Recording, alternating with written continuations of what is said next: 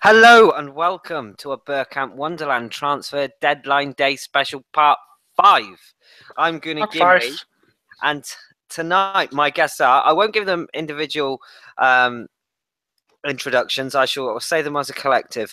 On tonight's show we have Josh, FK, Geoff, John and Raj. Wow, that's quite a lineup, isn't it, Danny? Spoiling them, Gimli, we're spoiling them.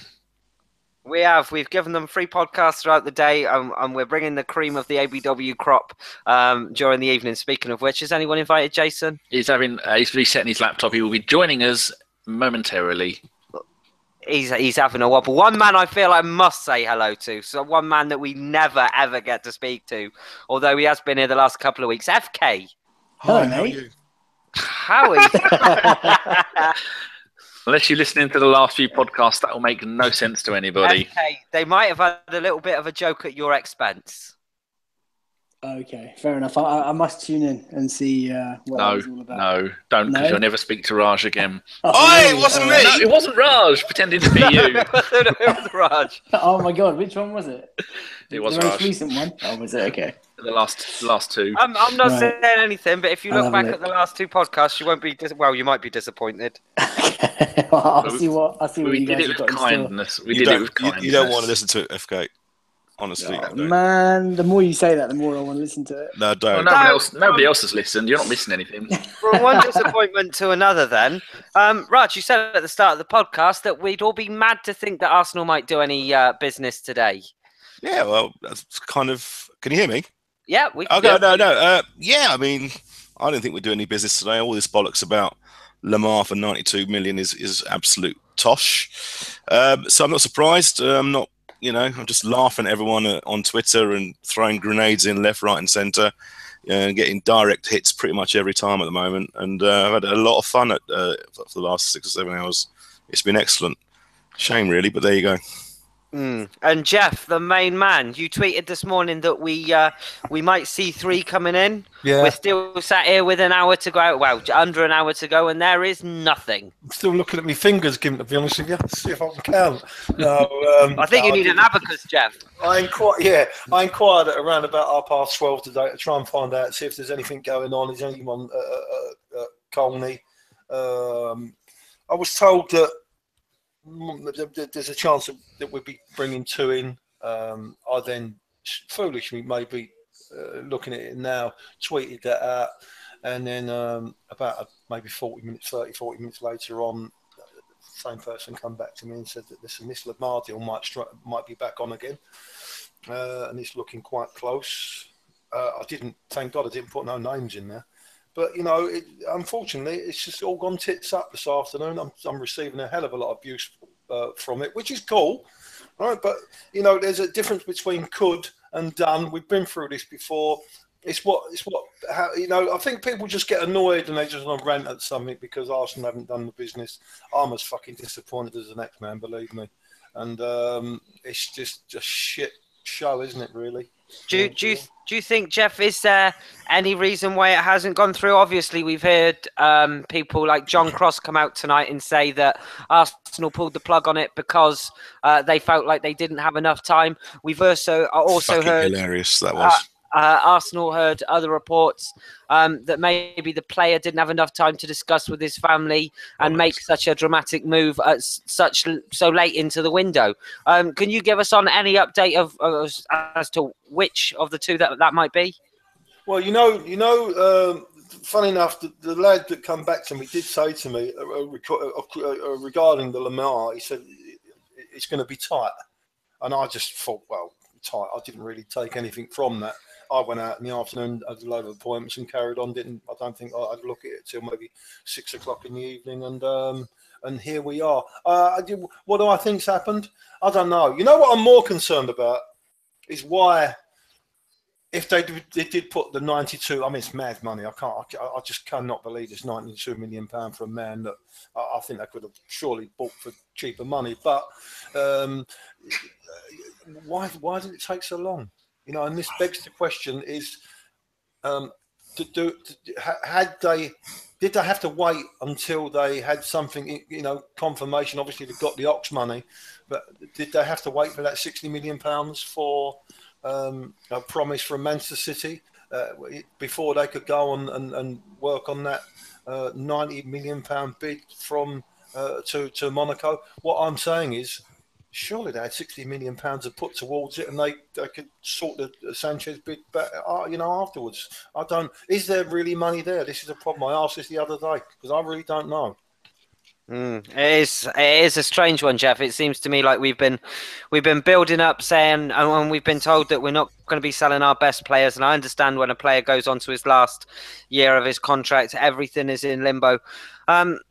But surely you would have thought we would have done more. FK, are you disappointed that we haven't done more? I know you're a man that's always, his glass is always half full and you're always an optimist. But surely I can't see how anyone can defend the transfer policy of the club anymore. No, I'm gutted, man. Really disappointed. I think we all started so well, like with Lacazette and Kolasinac, like on a free quite early on, and I thought, happy days, this could be quite a good window.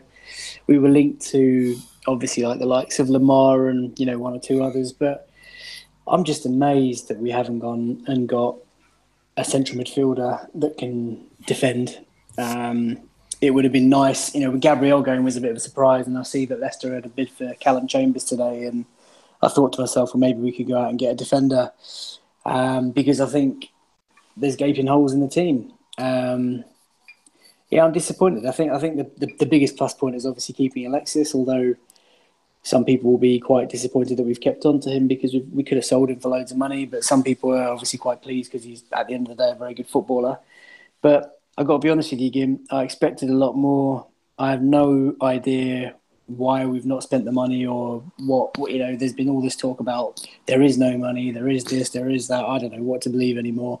I'm just really gutted. As a football fan who just wants to see Arsenal go from strength to strength, it's just really disappointing, and I think we're going to fall massively short this year. And John, you're someone that does the radio show, who listens to or has the chat box like we have now.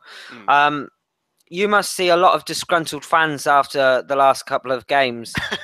Yeah, I've been a bit of a jinx. I mean, started this season and last season. I think I only did 2 wins last year when I was hosting, so maybe I should stop hosting. We might get some wins in. But yeah, I think Raj put it on the last pod really well, actually. There's kind of a change now. There's still anger and disappointment from fans, but there's a lot more just kind of resignation to it and expectancy.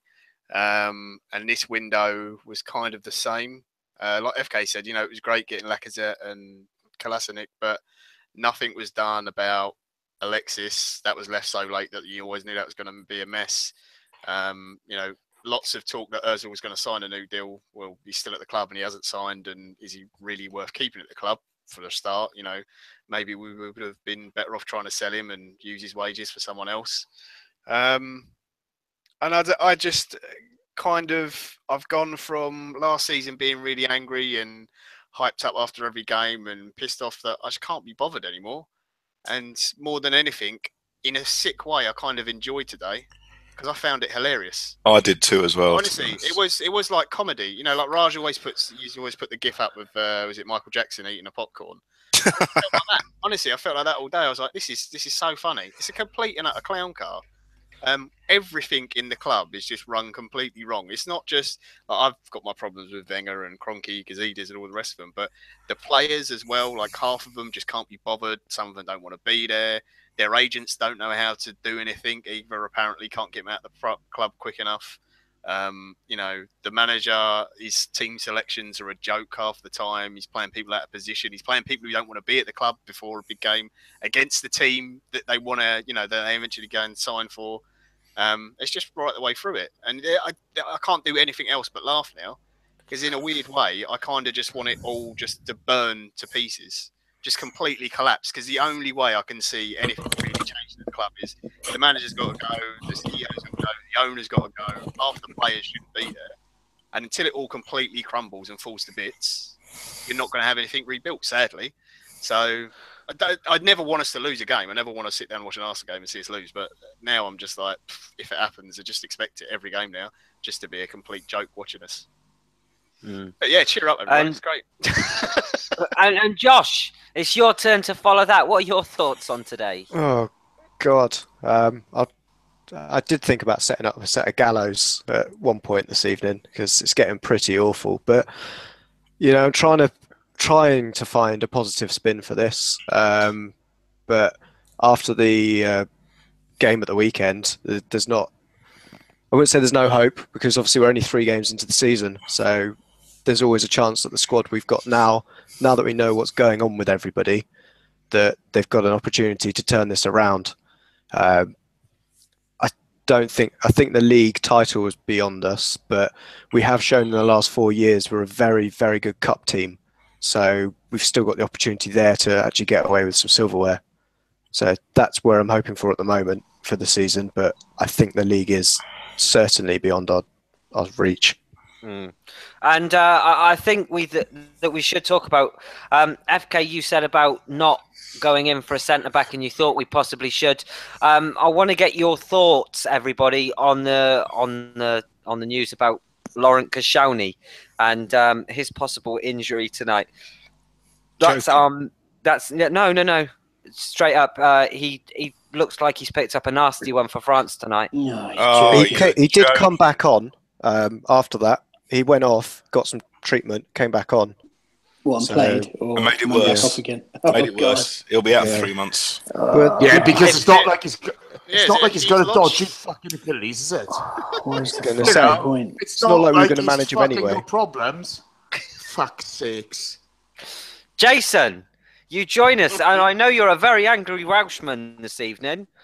So give it to him. And Dom's here as well. So in the words of Dom, give it to us, you fanny.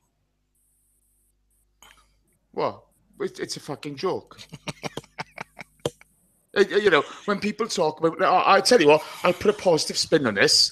I'm thinking, are you having a fucking giraffe? A positive spin on what? Okay, we signed Lacazette and Kolasinac.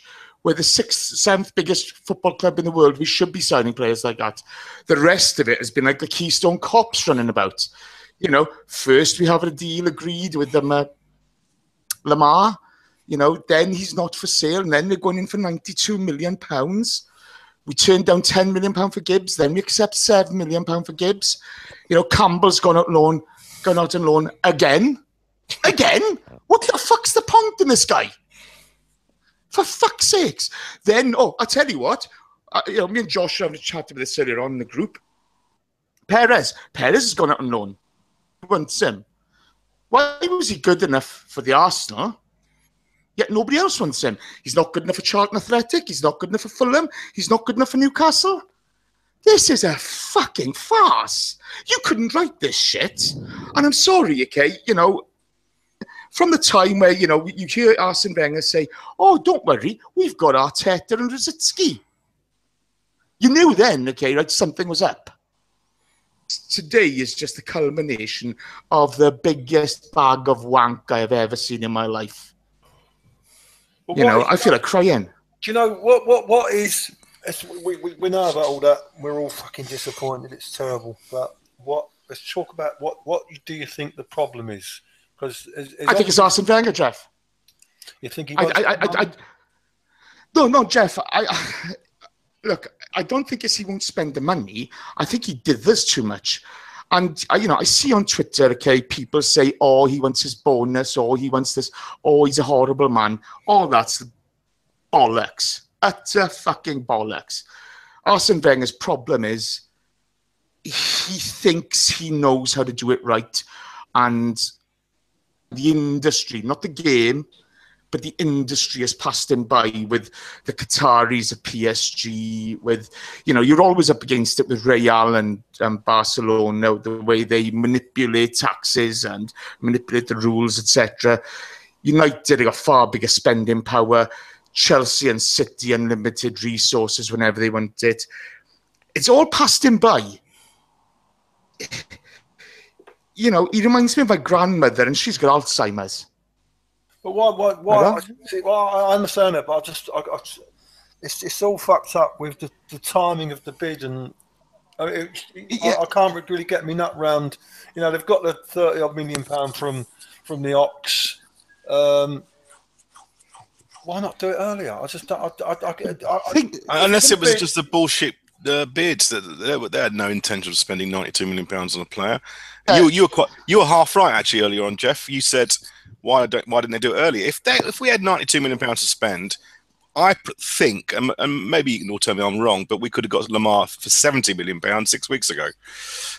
So to come up with some sort of ludicrous £92 million bid today just doesn't wash with me. I think it's just some sort of, tomorrow we'll go, well, we tried. Well, I've heard that before a million times. Yeah. Was Lemar coming in the replacement for Alexis coming out? That's the real question. Because I can't see where Lemar comes in and where he plays in our starting lineup if we've still got Alexis Sanchez. But Josh, that's what really gets on my nerves. And the issue is, okay, boys, we know we've had to clear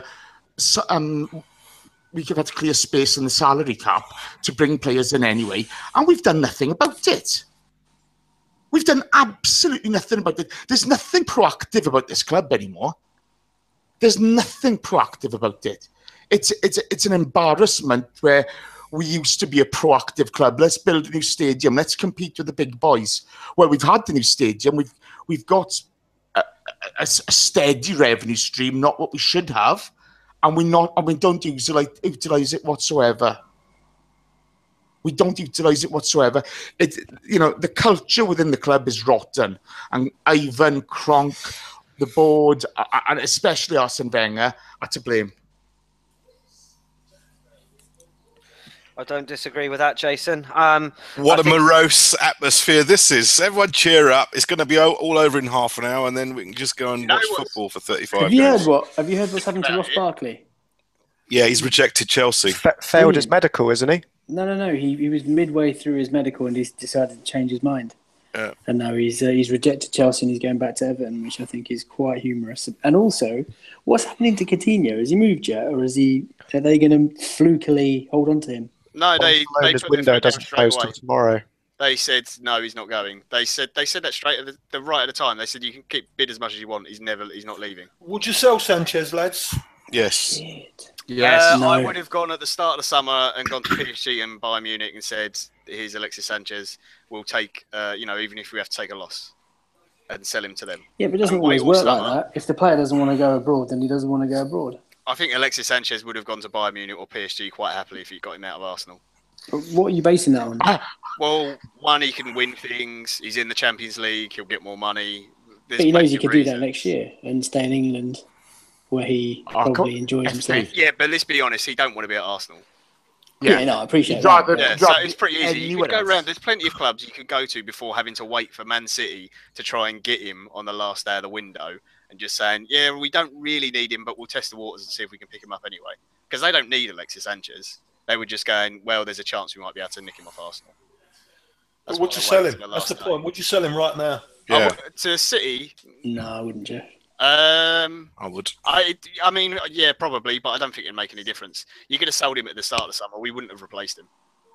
Well, that's precisely why I wouldn't sell him, Geoff, because I haven't got the confidence in the board and the manager to go out and actually buy someone who would replace him. So why keep someone at the club who just doesn't want to play for us? I mean, is his levels? But at the end of the day, Rod, he's a good footballer, and will he keep his levels up like he's done for the last 3 years? That's the question mark. I guess we'll find out in the next 5 games. We will. But he doesn't seem like the sort that he would kind of just like drop off. And even if he does, he'd probably still be better than most of our players. So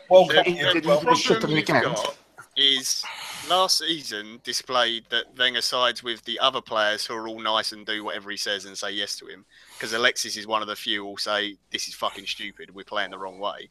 It's dropped for a Liverpool game that we then don't win. Do you think he's going to suffer bad decisions and team selections for the rest of the season without kicking off about it? So all the nice namby-pamby players who get paid £100 a week but don't ever fucking compete for anything, because let's be honest, they're pretty average and been mollycoddled the entire time they're at Arsenal, they'll then go and complain to Arsenal and they'll end up dropping them again just to prove a point, because he doesn't like the confrontation. We know that. I'd like That's the way he is. I'd like to be a fly on the wall when he walks back into London Colney on Tuesday or Wednesday or whenever it is. Geoff? You've got Mustafi as Hello, well. boss, I'm back. Who was going to Inter, was quite happy to go to Inter. Clearly didn't want to be at the club. He's like, yeah, thank you very much. I'll go off to Italy. And like, I follow Inter Milan. They're my Italian team. It's not a good club to go to. The other thing with Sanchez is that we've all loved watching him play. But we've tolerated his tantrums because he's been so good on the pitch. I wonder whether fans will tolerate his tantrums now, if we all know that he doesn't want to play for the club. So I don't think they will. So then they could. I mean, I tell you what. I said to a mate of mine, John, just earlier tonight. I said, give it 5 games, and if he starts doing his little tantrums and having a go at players on the pitch, fans might go for him. Yeah, so, it wouldn't surprise me if they turn on him, but it's pointless in the end. I don't think the selling Alexis or getting someone in to replace him, that's not the problem in the team. The problems with centre mid and centre back. Yeah, 2 real key issues. Bang on. And also, I'm not convinced that even if we had got the players we wanted for those positions, things would change that much anyway, because it's the way the players go out on the pitch and are coached, because they're just not instructed. You can't tell me that professionals that perform perfectly for their national team, put in really great performances, aren't being coached properly at national level, and then they are asked. It doesn't make sense. It doesn't add up. The problem's in the coaching, not in the staff. Got a question for FK. FK, my darling. You chocolate-voiced Lothario. I'm not sure what Lothario means. I hope it means something good. Imagine you had a time machine. You know, we did our very first... People don't know, FK started this podcast with me and Gimli and Geoff and a few others. And Gav, who I spent an hour today talking to, trying to figure out how to use his bloody laptop. If you could have a time machine and go back to yourself on June 2013, the first time, the day we started this podcast, what would you say to yourself, and do you think you'd believe yourself of how we are now? Because we had so much hope back then, and I remember you've been full of hope for years, and now you seem a little bit saddened, a little bit jaded with it all. That's probably a result of being a dad. If I'm being honest with you, mate, I think back in 2013, when obviously all the promises were made about us being able to start spending money and we'd be on our way back to where we kind of were pre-Emirates, I guess I would have hoped for maybe much better seasons in the league in terms of challenging for the league title. I mean, looking back, I can never turn my nose up at 3 FA Cups. I mean, it's pretty good. But our league form, I never thought we'd ever drop out of the top 4, mate. And you know, last season was so disappointing. Champions League, I know we fall away at the same hurdle against the same teams all the time, and you know, let's face it, we've never really been much of a European caliber club. But the Premier League is what's disappointing, man. And last season was just embarrassing. I think Leicester.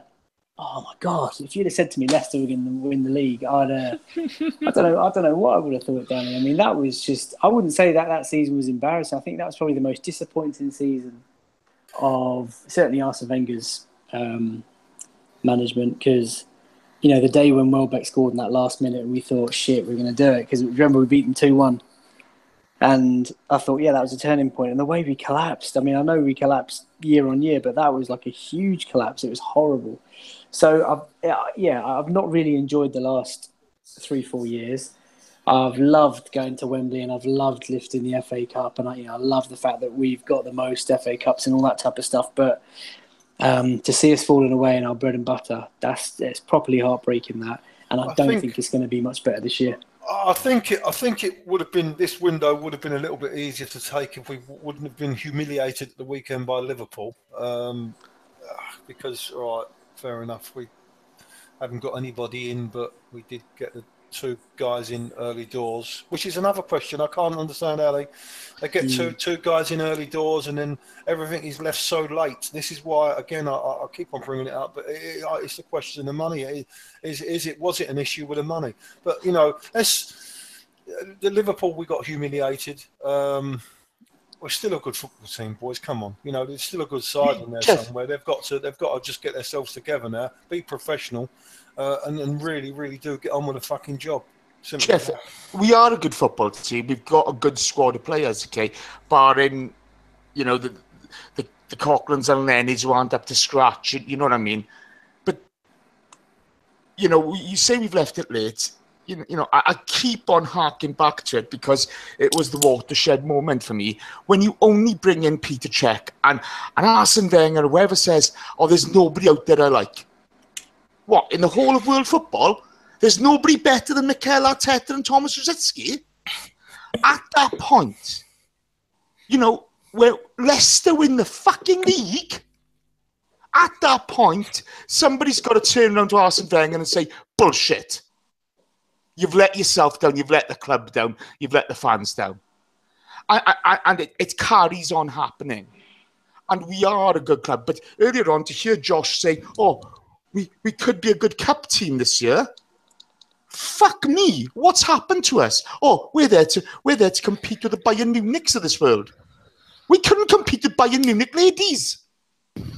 You know, how has it got to this point? And how does anybody within the club genuinely look at themselves in the mirror and think they're doing a good job? I'm sorry I'm ranting, boys, but, you know, I love Arsene Wenger. I've seen Geoff, I've seen FK, I've seen Chris, you know, defend Arsene Wenger to the hilt. And I've always admired you for that because you've stuck by what you've believed in the face of adversity, okay? And I respect you always for that. But now it's as if he's throwing it all in everybody's face and saying, "Well, do you know what? I'm always right."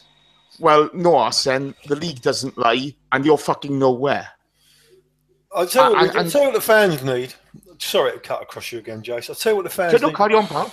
They need transparency. We need to find out what the fuck has gone on over this last 2 months, because there is definitely something wrong. There's no doubt about that. And I think the fans deserve the transparency. Otherwise, I think there's going to be fucking uproar, mate. I really do. After this window, as tragic it is, there'll be uproar. You know, and it's, I don't know about you guys. I would imagine that now all of you are most probably in the Wenger out camp. But I'd hold back myself first at the moment, because I still do believe there's something going on behind the scenes that is affecting purchasing players, because Geoff, is fucking mad. Yeah, Geoff, I don't disagree with you, okay? But, so if there are rumblings behind the scenes, okay, this has been going on since last season. These are adults. These are supposed to be very intelligent people. For the love of God, don't they understand they've got a football club to run and they should put their petty differences to one side and act in the best interest of the club? Because it doesn't look as if anybody can do that. It's as if they're a bunch of 4-year-olds pissing about. Right? Now, you know, sooner or later, you know, we all chat here, you know, I mean, we'll disagree at times. We'll have a tantrum at times, whatever. But we always forget it and just get on and do a podcast and have some fun, because it's what we enjoy doing. These guys work in the greatest sport for one of the greatest clubs on the planet, and they can't pull their heads out of their backsides to do what's best for the club. Somebody somewhere has to explain this to me. Somebody somewhere has to explain it to me.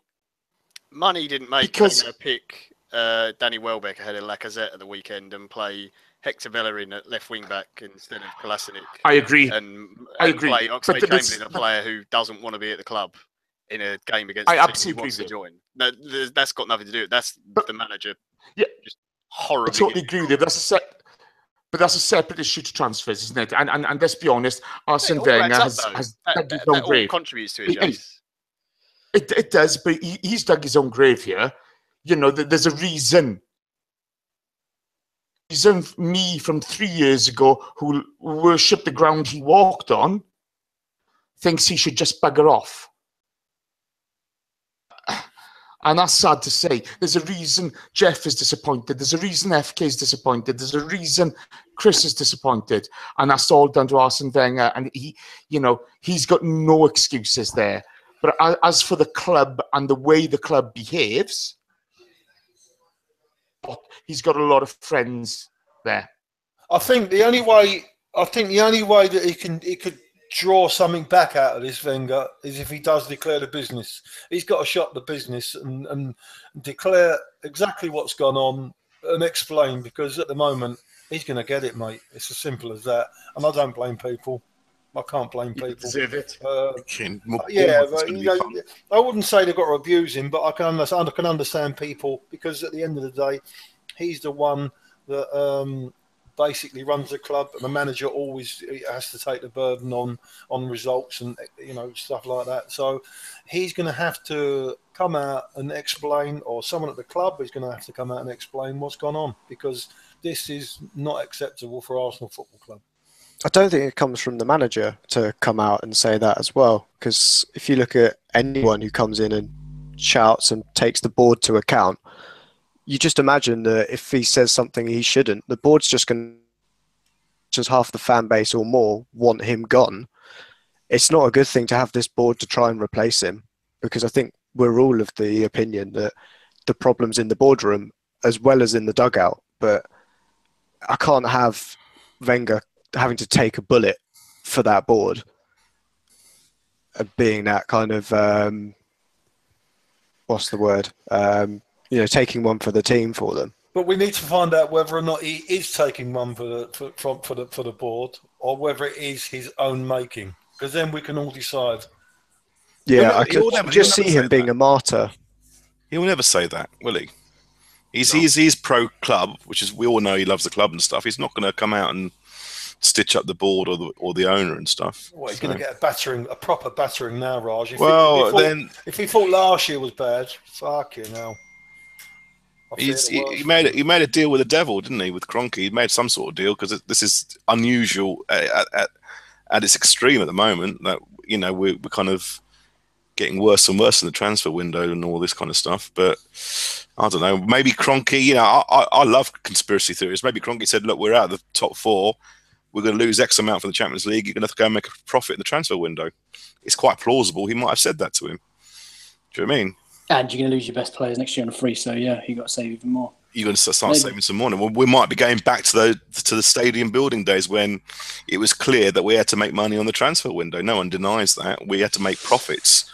And it might be the fact that, because of some terrible mismanagement from some of the executive, in that they've allowed 6 people to run down their contracts, we could be losing a shed load of money over the next 10 to 12 months in terms of 9 figures. And we're going to have to recoup that. So, but the Sanchez thing then is a bit weird, because they could have got 60, 70 million pounds for him. He could go in January, but only for 25, because he'll be at the end of his contract. This is the only thing that I think about when, we're thinking we've got to save money, and I think, well, they've just thrown away 60 million pounds there. They had from let's say 1:30 today. I think it went on to the mainstream media about their backing for Lemar until fucking maybe 5 o'clock our time tonight. Yeah. Taking into consideration that obviously Lemar played for France tonight, fucking banged in 2 goals as well, by the way, didn't he? I think. Yeah. Cracking goals. But so that should be enough time, surely. Come on, fuck's sake. It should be enough time to work out a deal and get it done. That just shows you their transfer targets are wrong in the first place, because even if we sold Alexis, you still got to be looking at centre mid and centre back before you look at forward. So even if they got the deal done, they're still in the wrong area. There was definitely another 2 that they had they was definitely interested in. There was negotiations with. I don't know who they were. West Brom on loan. Yeah. What, we couldn't have taken him? He wouldn't have been a good centre mid? No, we've got Coquelin. So around. Seriously, on Kachariak versus Coquelin, there's not a huge difference in that player. We're going to play him out of position anyway. I agree with that. I agree with that. Yeah. He is technically on the ball. He is not a good runner. And we're probably going to ask him to do exactly the same thing we ask of Ramsay and Coquelin. And he's not got that skill. But even so, watch Kachariak play for West Brom. He'll be lined up against, in a defensive unit. He won't be asked to break up the field. Like, for some reason, Coquelin is. We know he can't do that. We know what Coquelin's good at. It's sitting, protecting the back 4. If we got Kachariak in and did that with him and got him to sit in front of that back 4, then fine. I'm happy to bring him in. But I know we won't. And then we'll be moaning about, why did we get this guy in? when we've got a So perfect. what you're saying, to Josh, is be the honest- problem is the manager. Yeah. Fundamentally, yes, that he's playing a player that we know that's good out of position. And if we bring in Kachariak, it's not going to make any difference because he's still going to play that player out of position and he's going to fail. This is the thing, okay? Krzysztof can at least pass the ball, okay? At Sevilla, he was fantastic on the ball at that in that holding role, you know? Now, if Sunday didn't point out to us then that actually having somebody sitting there in front of the back 3 or 4, whatever he wants to play, you know, when you go away from home is a good idea, then plot. But then again, this has happened against Bayern before, Chelsea, Liverpool again, you know, this keeps on happening. You know, I'm sorry, but don't tell me Francis Coquelin is as good as Krzysztof because he's not, okay? Yes, they have different skill sets, and yes, they have to be used properly, but they're not in the same league when it comes to ability. The bottom line is, when you're looking at how are we going to attack and make the most of the rest of the season, we need another midfielder because otherwise Ramsay's going to be injured again. You know, you're going to have Coquelin and El Nene going away to Man United again, no doubt, and looking like Muppets. You know, how many poor displays can Arsene Wenger write off as, oh, we had a bad day at the office? How many? He's been doing it for 10 years, Jay, so you can keep going. He's got a 2-year contract for being awful last year. Have a pay rise for coming lower than you've ever done before. Great. Maybe if we finish 10th, he'll be on 20 million a year. I tell you what, if he loves the club so much, why don't he say, I won't get paid for a year, so we've got some wage money? Fucking absolutely. Well, this is the thing. I know everyone wants to be nice about him, but he needs to fuck off. Sorry. I don't care about your legacy, mate. I want my football club to win things. You can fucking do one. Bad enough. It's bollocks. Everyone's too nice about it. It all got to be all pussyfoot around it. It's complete nonsense. People talk shit about George Graham and all the things he won. It's because it's in the past. Football clubs move on. He's been there too long. He's got to go. I've gone full Claude there. Sorry. Are you still there, Gimli? Fucked off of me. No, I'm still here. Oh, yeah, I see your little message. Yes. Why? What's funny? No, John said he's gone full Claude. He's let it all gone. I didn't realise I said the line. It came out of my mouth. And I went, oh, I know. I saw in the chat box, the private chat box, that these don't people. You put Gimli podcast gold. Yeah, this lot. We don't have to do anything. The chat box is going for it. Oh yeah, no, I can fuck off for 20 minutes and just leave you guys chatting, just like the last one. It's been an easy day. I've had enough. I've had beer. So do we see anything changing, Raj? You're the voice of reason at times, occasionally, when you're full of Profiteroles and Ferrero Rocher. What do you mean by change? As in, do you think if we do get rid of, like John saying, Wenger needs to go? Personally, I don't think it matters who is the manager of Arsenal. I don't think it's the owner. I don't think Wenger's going to go anyway. He's got a 2-year contract. He's going to be there for 2 years. I cannot. People are saying, "Oh, he won't last till Christmas." Why won't he last till Christmas?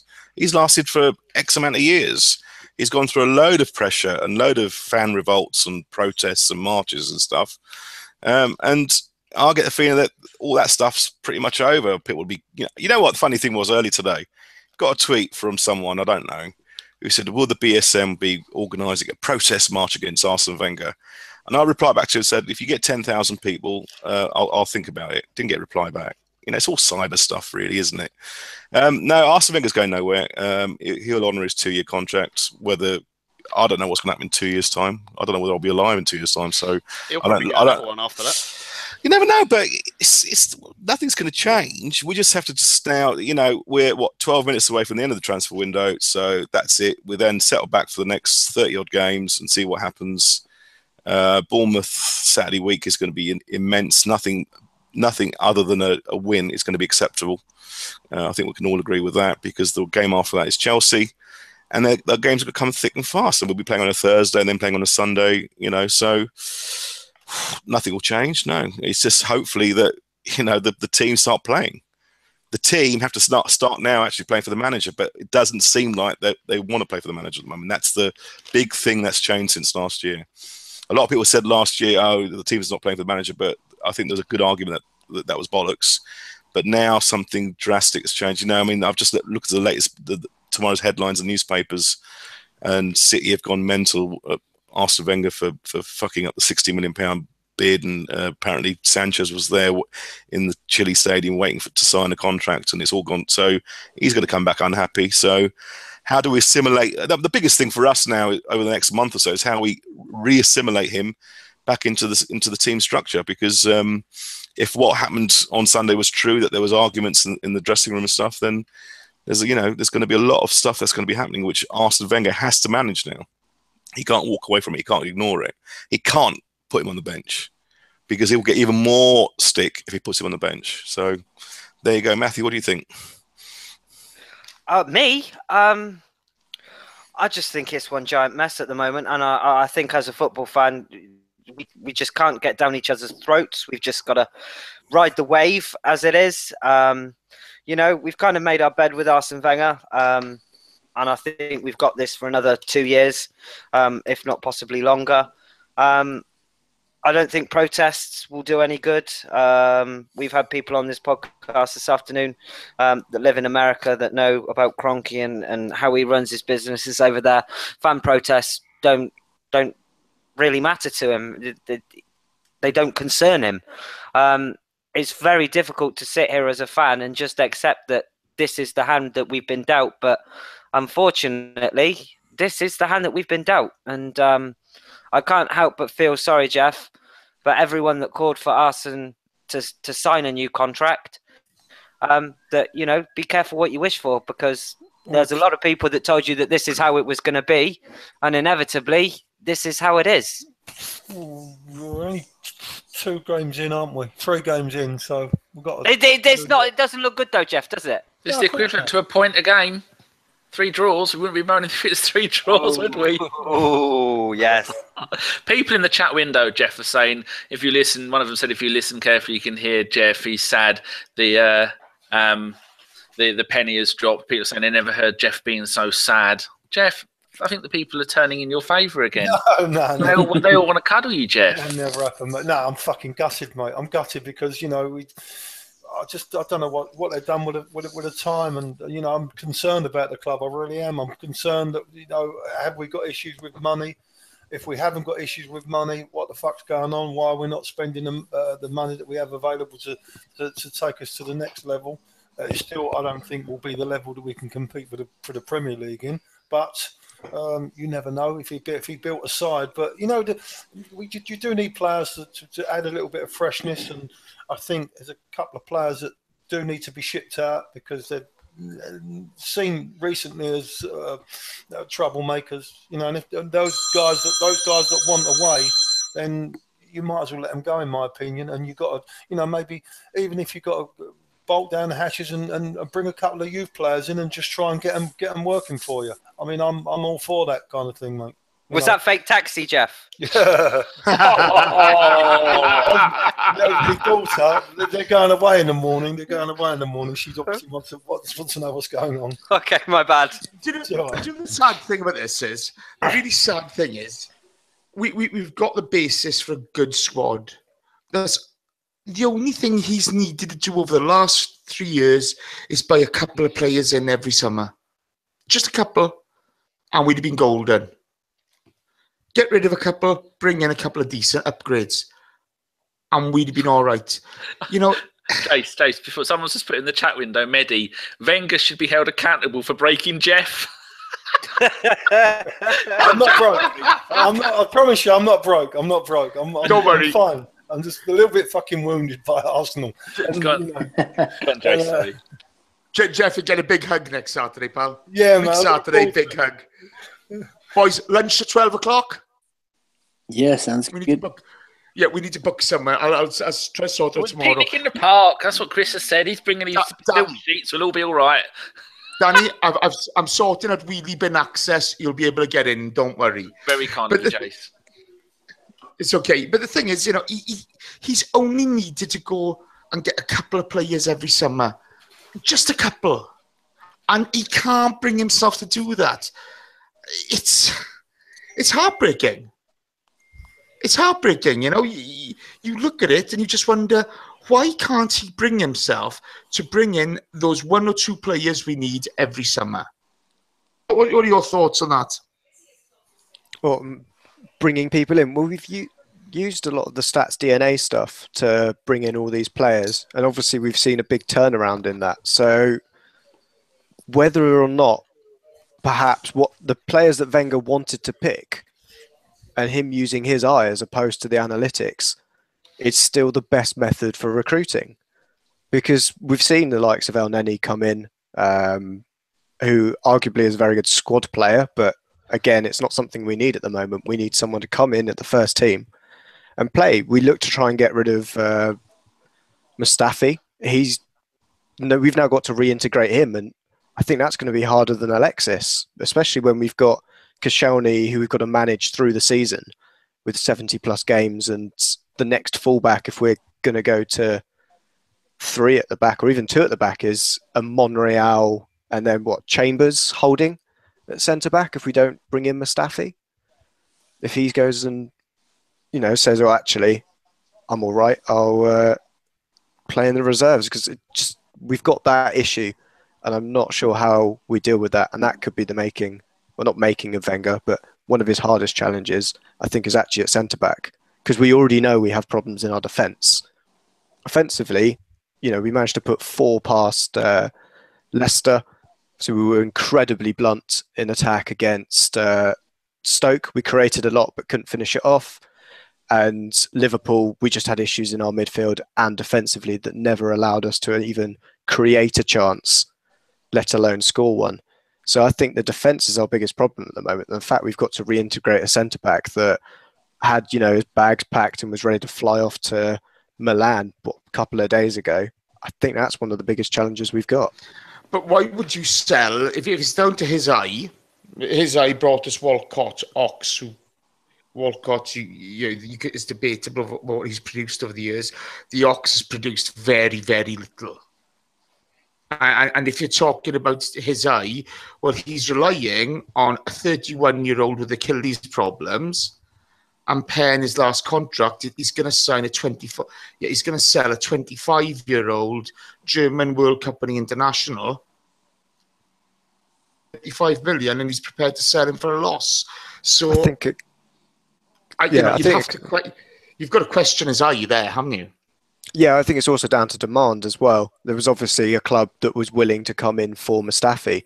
Whether or not anyone was willing to come into Koscielny, I know Marseille were initially after him, but whether or not that was just paper talk, we don't know. But there was obviously demand for Mustafi to come in. Wenger didn't fancy him. Obviously, Wenger still fancies Koscielny, and we know when Koscielny's fit, he's a great centre-back. But it's whether or not we need to dip into that market again and look at trying to find another Koscielny rather than another Mustafi. But who's he going to buy? This is the thing. People have spoken about Van Dijk. Well, it's 60, 70 million pounds. He's not going to spend that on him. So Van Dijk was never leaving Southampton. I think that's a moot point. But money amount. That's what the talk was about. Who would you replace him with? If you're going to sell the only centre back who actually organised anything last season, Koscielny has proven time and time and time again he doesn't organise at the back at all. You don't need to sign a centre back, Jace. That's why he was trying El Neni there in pre-season. Oh, of course. Sorry, I forgot you got El Neni. Yeah.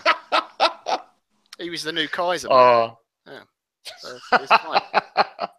Well, talking about a man's judgment who, when we signed Kim Kallström, and I will always be thankful for the penalty he scored that helped us get the FA Cup, but he was in the room with the doctors, and they told Arsene Wenger to his face, he's going to be out for at least 6 weeks, probably longer. We can't tell because it's a back problem, and they're very iffy. He completely ignores doctors and goes, no, that's fine, we'll take him anyway. You can't trust that man's judgment. No. But he's too arrogant to accept having a director of football. Simple as that. Geoff, you're going at the stroke of 11 p.m. Mm-hmm. FK, what time have you got? Are you going to go?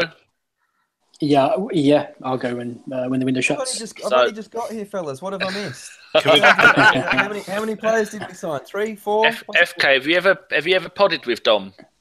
Yeah, I think I have. You know, got he's it got a together. very familiar voice. Yeah, We're gonna catch up for a bite to eat and talk about the new players next week. And who'd we buy? I've only just got in. everyone. Jeff? We bought all the players. We got the South Korean Farkin No One. Oh, yep. What numbers are you gonna take? Yeah, 69. 45 seconds. I want to do a countdown at 10, please.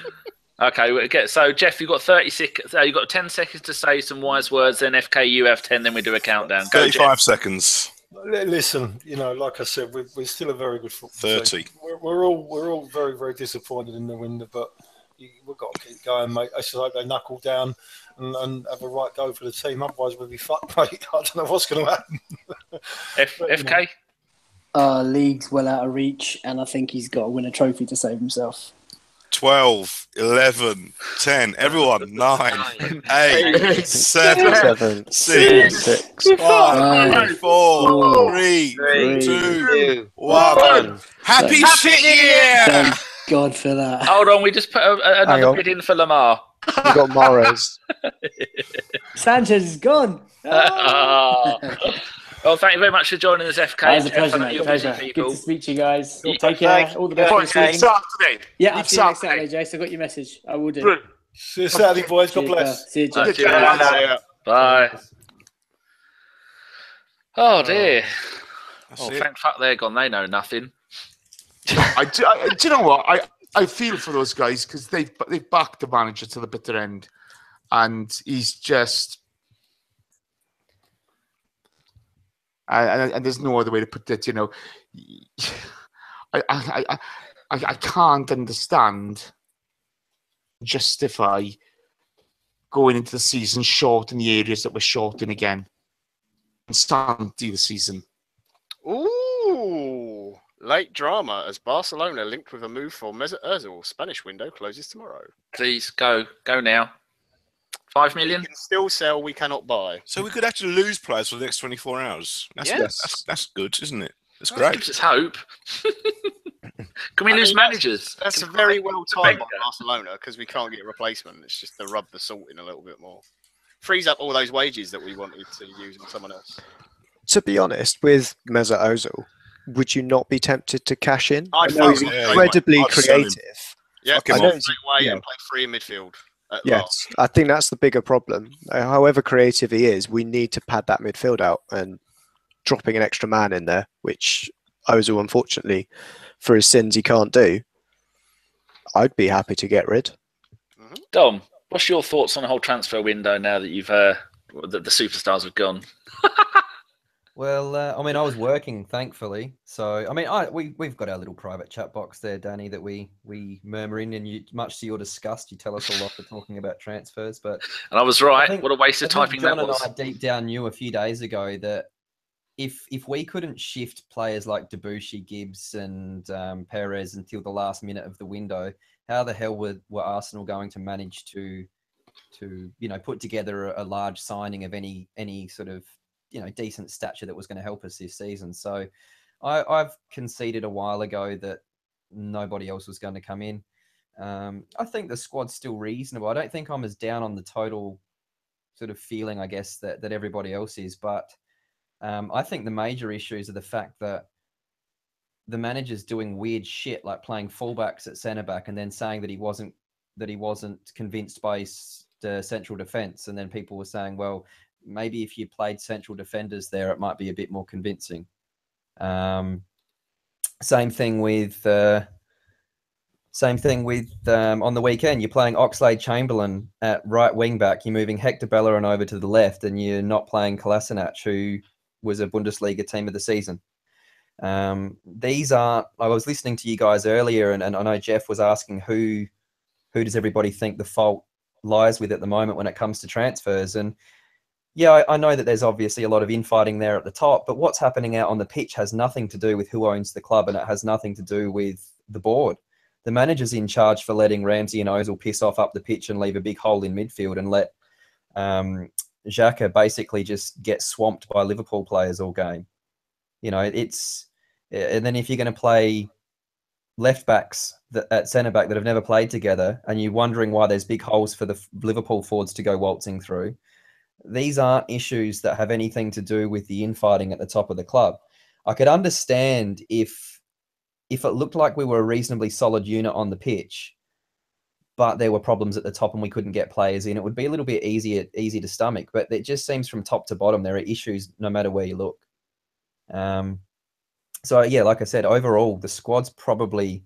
I think the squad could do better under a different manager. Put it that way. I think if we had a manager that had structure, that demanded players play certain roles and all players a unit and play for each other, I think the team would easily have gotten top 4 last season. I'm finished sending a talking, message. Danny, by the way. Sorry, it's not as if we didn't have the issues we had on Sunday last season, is it? Well, you look at the fact that how many of the Liverpools, Chelsea's, Man United's over the last 5 years have had huge losses away from home against the big teams. Yeah. And I hate Jose Mourinho. I hate him with a passion, and I would never want him anywhere near our club. But he doesn't go away to big teams and open himself up and let opposition teams put 4 or 5 goals past him by being naive and thinking that you can just go and run around the pitch and, out football teams that are well structured. We haven't beaten a well structured team for a very long time. You go back to Everton last season where we were 1-0 up early and then we crumbled and lost 2-1, and we did the same thing against Man City the next week because the players aren't getting the direction on, okay, you've gone 1-0 up. What do you think some of the bigger teams like Chelsea would do if they had a 1-0 lead? They're going to sit back. They're going to sit tight. They're going to, man manage the game. They're going to take their opportunities. They're going to play some counter attacking football. We just run around. And I'd ask this question, and I'll leave this to you guys. If anyone can tell me what style of football Arsenal play right now, I'd love to hear it. I'd love for anyone to clearly identify. Can anyone clearly identify with what we do right now? Raj? Shit. No, it's a flat back W. Or the Benny Hill show. Okay, so Liverpool do that press in midfield. We saw that on the weekend, didn't we? Chelsea have got very strict structures because they've got the Italian coach who brings that in. But what is it that we do? It changes day to day, though, Dom. Game to game. That's the problem, isn't it? Yeah, of course it is, yeah. And that's got nothing to do with who owns the club. We don't have a nothing to settled do with system. the board. No, of course it isn't. But so that would be my question: is would another manager get more out of this squad? Probably. Well, they'd start again, wouldn't they? Well, they're putting the right position. I don't think you need to start again. You don't need to start again. You're not playing Oxlade-Chamberlain 2 days before he wants to leave to the team that you sell him to. Maybe he's just doing that for a future trivia question. Oh, don't. It might be. This is the thing. We've got a decent core squad, okay, but it's continually the same mistakes time after time after time, and it's not. It's down to stubbornness. It's purely down to him wanting to do it his way. And, it's just not going to work. I just think the days of having your man-managed players like Bergkamp and Tony Adams or Bald and Keown and these guys that knew the game inside out, they were students of the game. I think kids growing up now playing football, they don't. It becomes very easy. If you're a very highly talented, skilled player, you're not learning the art of the game or you're not learning to manage team in game. Your Gerrards, your Lampards, your John Terrys, they're all gone now. And so if you don't get that from your coach, that's why Conte's done so well. That's why Ranieri at Leicester did so well. He just said, this is what we're going to do it over and over. And I believe that if we do it well enough, often enough, we'll win more games than we don't. And hey, presto, that's what they do.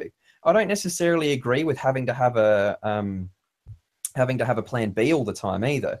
I think the plan B can just be having some subs to change the game around. But we don't have a plan A either. And that's my biggest issue is I just want a plan A that is so easy that if Mesut Ozil's not playing because he's tired or injured, that the next person in does the same role, takes up the same positions and moves around the same way. They might not have the same vision and passing that he does, but they do the same role. That's all it is. But for some reason, we haven't learned. Like when Arteta and Ramsay were in midfield, we won all those games. Ramsay got injured, season went to shit. because we built the whole team around one player doing well. The next year it was Coquelin and Cazorla. Coquelin got injured, whole season goes to shit, and that's the end of it. And you shouldn't have that. Big teams don't do that. Even your Real Madrids and Barcelonas, if there's a Ronaldo or Messi missing, they don't change the way that they play. I'm just looking at the an article in the Telegraph by who wrote this, by Jason Burt, talking about the Mbappe deal going from Monaco to PSG, and he's saying they've agreed to do a £180 million deal, but he goes on loan for a season, and he says down the bottom of it, it remains to be seen how UEFA and Europe's other big clubs react to how the deal has been structured and whether it falls foul of the regulation not to, and in quote marks, circumvent the objectives, end quote marks, of FFP. See, when you're going up against shit like that, we're never, ever going to get around that. Like Steve said, the easiest way that we can compete with other clubs is that our loan players, we loan them all out to Colorado Rapids because he owns that club. And then we do a sponsor. Then he gets one of his companies to sponsor Colorado Rapids for a shitload of money. That pays for the wages. And then we get one of his other companies to come and sponsor the sleeves or sponsor some part of Arsenal and then pump loads of money in that way. And Steve said, it's easy to do if you wanted to do it. It may be slightly a little bit wonky, but that's what all the other clubs are doing. Look at Real Madrid and Barcelona, and one of those two where they twice have sold their training ground back to the local council. There's all these ways that clubs are getting around it. Like Man City, they've got that massive deal with someone sponsoring not just the ground, not just the training ground, but the entire Etihad complex. I think it's the Etihad. And the way Man United have got massive deals for like DHL to sponsor their training kit. We don't have any of that lot. But Dan, it's endemic in the club, isn't it? He doesn't care.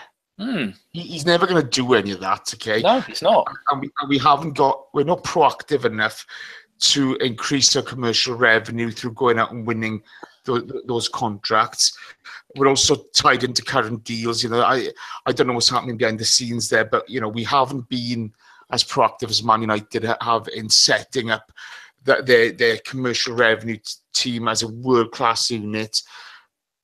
We're happily going along in the same way we were 10 years ago, just with different faces. And, Ivan, he's not going to get sacked. Arsene's not going to get sacked. And leveraging cheaper borrowing against the club. So it's A-okay.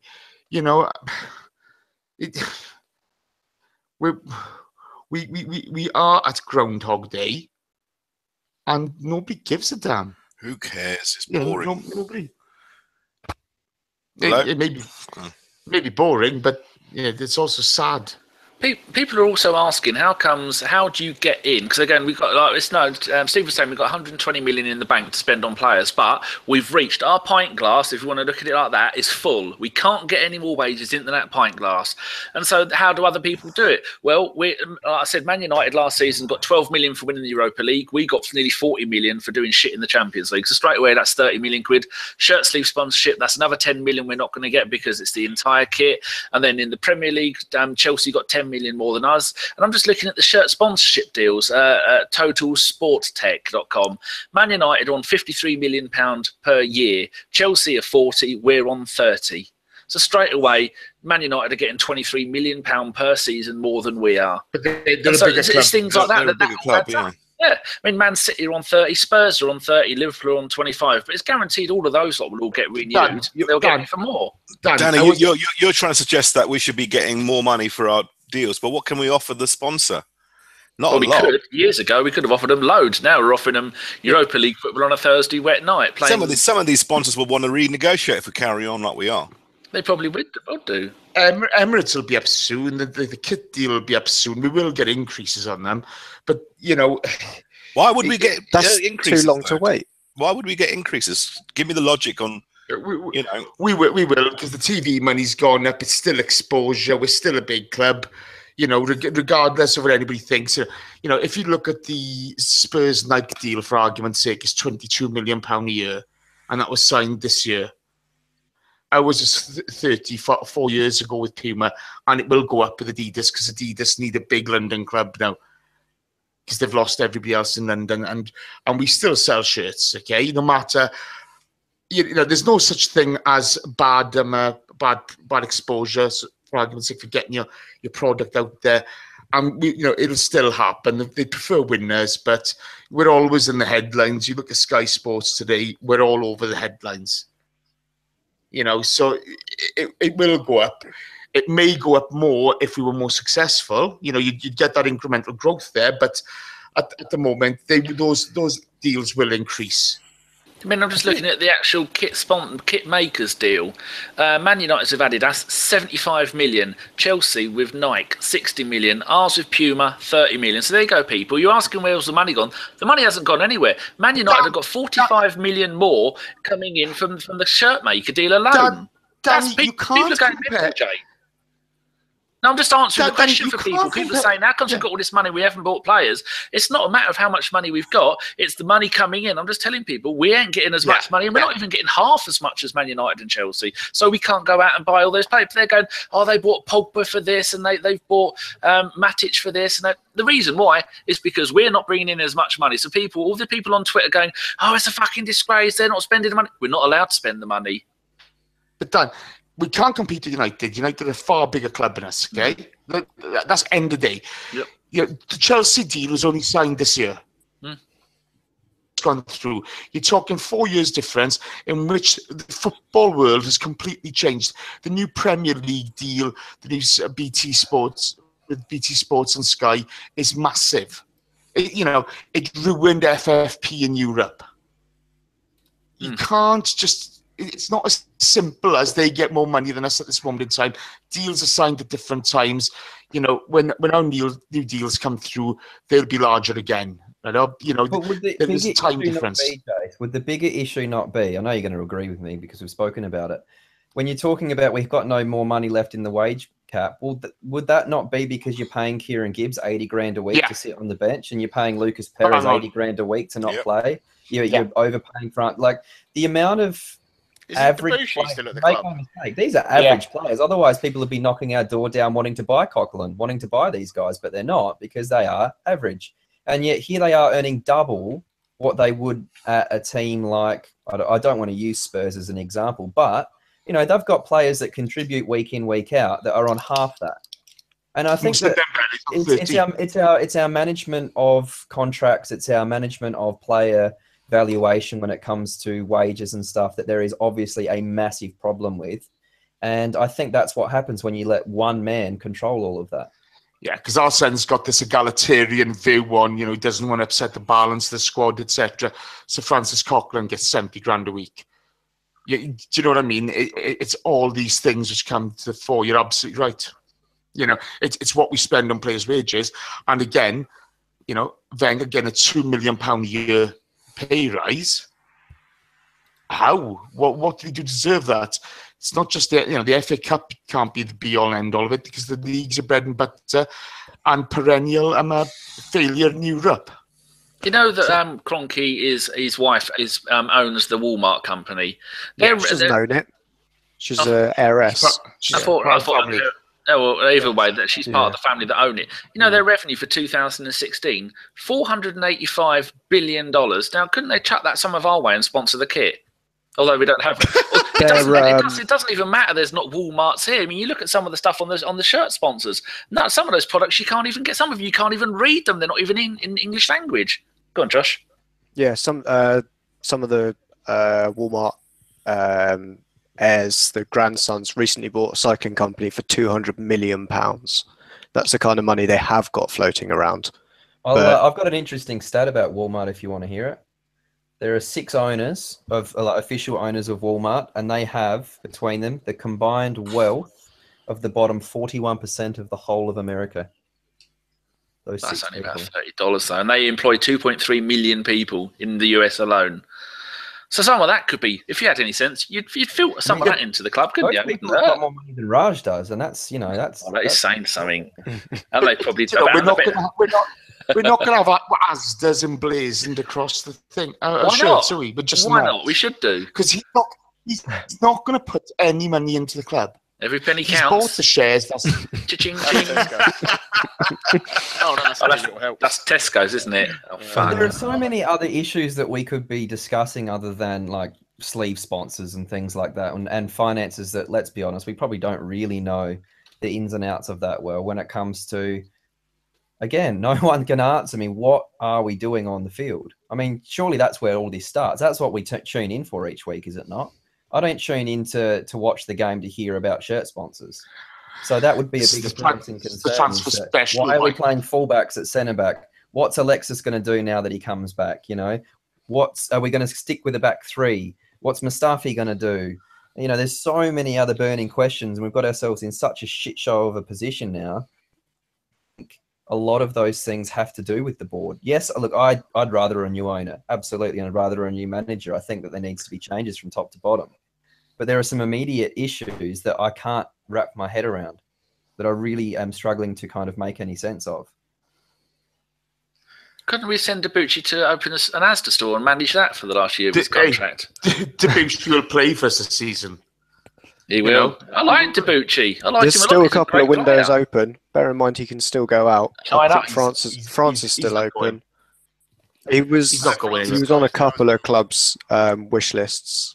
I know that, but not high up. They won't pay his wages. No, they won't pay his wages. You know, and more to the point, if anything happens to Hector, we're going to end up needing him. Because Lincolnson is out on loan with his dodgy arm. He ain't coming in anytime soon. We haven't got anybody else, have we? That German bloke we just tried to sell, he can play right back. wasn't the whisper that Maitland-Niles would probably get a bit of a run there? He's not a right back. He's a winger. He did okay in the League Cup. But... So is Oxlade-Chamberlain, wasn't he? Because Oxlade-Chamberlain wasn't no, Oxlade-Chamberlain's a central midfielder, guys. Come on, get it right. Oh, yeah, sorry. We don't need anybody at right back. It's going to be Mustafi because he played for Germany at right back and he is quite a half-decent right back. But I'd probably throw Callum Chambers there and destroy him again. Yeah. I'm still waiting for our fan base to destroy Reece Nelson. He has a couple of bad games. They go full of Wobie on him. Yeah, exactly. Poor fella. You look at the scum up at N17. They need someone a big lump up front to score goals when Harry Kane can't do it. So rather than fucking around with shit signings and trying to do dodgy deals, they just go straight in. Who's good in the air, right? Llorente, we'll have you. Yep, signed him. Thank you very much. Good night. And well, Wenger would still be looking him up on Football Manager 2002, going, "Oh, I don't know. What are his stats?" Just everything takes so fucking long. Half the players that have gone out today, they could have gone out at any point since June the 1st. Yeah. I mean, today we've got rid of Perez has gone to Deportivo. We all knew he was going 2 months ago. Nwakali, Kalichi, he's gone to Venlo.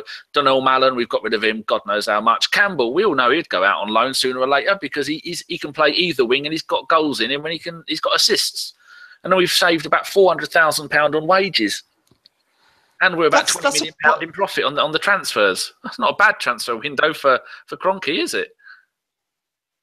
Yeah, somebody's just mentioned in the live chat, sort the academy out. Who's has anybody been appointed in charge of the academy? Mertesacker. That's next season, though. I don't think there is a head of the academy until he takes over. Because he went to Wolfsburg with Lundberg, didn't he? All right. I think he's doing both. Yeah, I think he's kind of monitoring it, like Wenger's kind of monitoring it a little bit himself and some other coaches until Per takes over. Oh, right. Yes. Gimli, are you still there? I'm still here. Do you need to go? Do you need wee-wees? I need to go now, guys, actually. Oh, I need to go as well. So, Raj, before you go, any final words of wisdom to keep your flock? Everyone needs to just get rid of their anger and tension because we can't do this for the next 6 or 7 months, can we? So do your venting for 24 hours or even for 7 days, but we've got to reconvene at Bournemouth or at the Emirates on Saturday week and see what happens. But where are we going for lunch, Raj? That's what I want to know. Geoff's sorting out, so I believe. Yeah, Geoff's the man to book your lunches. Oh, cool. I'll have with Geoff tomorrow. Yeah, we'll get a fucking mortgage to pay for that, will we? Best place to go to is the Turkish around the corner. It's lovely. Right then, Raj. Thank you very much for joining us. 3 pods in a row. 3 pods in a row, Raj. I know. I thought I'd see the day. Yeah. See you at Christmas then. Cheers, mate. See you later. Cheers. Bye. Bye. Gimli, any last words from you before you go? Not really. I would like to say thank you to Akib, KP, Geoff the Third, Zed, Kevin, Jimmy, David, Tim, Stan, Fems, Jeffrey the Fourth, Stevie, Carl, AJ, Josh, FK, Geoff, John, Raj, Jason, Ryan, and Dom. And you've got to be here. Oh yeah, it's got so late. I've just given up. You got to the very end and went, I can't have any more of this. To be honest, you've worked your ass off today. It's been wonderful. To be honest with you, I haven't got a spliff, and the beer is downstairs in the fridge, so I'm going to have to enter stage left. And it's not going to bring itself up, is it? No, I'm going to drown my sorrows. A puppy and send it upstairs. No. You need one of them dogs, one of those mountain ones with the rum round its neck, and just change the rum for beer. Aren't they Canadian? Same thing. What are you trying to say? Dom's Canadian. Yep. He's Austinadian. All right. Cheers, Gimli. All right. I will bid you a fond farewell. See you all later, boys. And no podcast for 10 days. Enjoy it. That's it. 10 days. Ooh. Lovely stuff. I should address. See you later. Bye. Take care. Bye. I should address something in the chat box. Boy, I'm a 10 deal. Oh, he's having a bad day. Commercial deals are a decade ahead of ours. No, they're not. When we signed the Puma deal was the biggest in world football. And then it was eclipsed the following year by United. But that's just the way that it's going to go, isn't it? You know, like you give it 2 or 3 years, and then someone else is going to sign a bigger one and a bigger one and a bigger one. But Chelsea's is 4 years down the line, Dan. It's 4 years. Okay, you can't compare it. It's not apples to apples. No, Jason, listen, I'm not comparing anything. I'm just giving people the straight facts of when that is why. Because they have more money coming. I'm not saying that. I mean, we all know that we should get more coming in, but our ones both end at the end of next season, and Chelsea's one is ends in. Jace, I've got just sort of an interesting question for you. Do you think it would be better to do a short-term 3 to 4 year contract with a shirt sponsor to always maximize what you're getting, or would it be better for a club like us to go and lock ourselves in on a big long-term one like Man United did and get a shitload of money up front on a huge long-term deal, so then we've got some money to play with? Chelsea's is until 2032. That's a 15-year deal. That's what I mean. Chelsea bought themselves out of their Adidas deal to go to But Nike as well. So you know that as soon as you sign a huge long-term deal that it's not going to be worth as much in 3 or 4 years. However, you've got that guaranteed long-term sort of stability, but you also have a crap ton of money up front to get things going. Yeah, but Steve is the best to explain this. These deals are set up differently as well. We get revenue from the shirt sales, whereas United have signed those rights away. So it's the way they're structured as well. It's not as simple as would you do A or B, because these deals are structured very, very differently.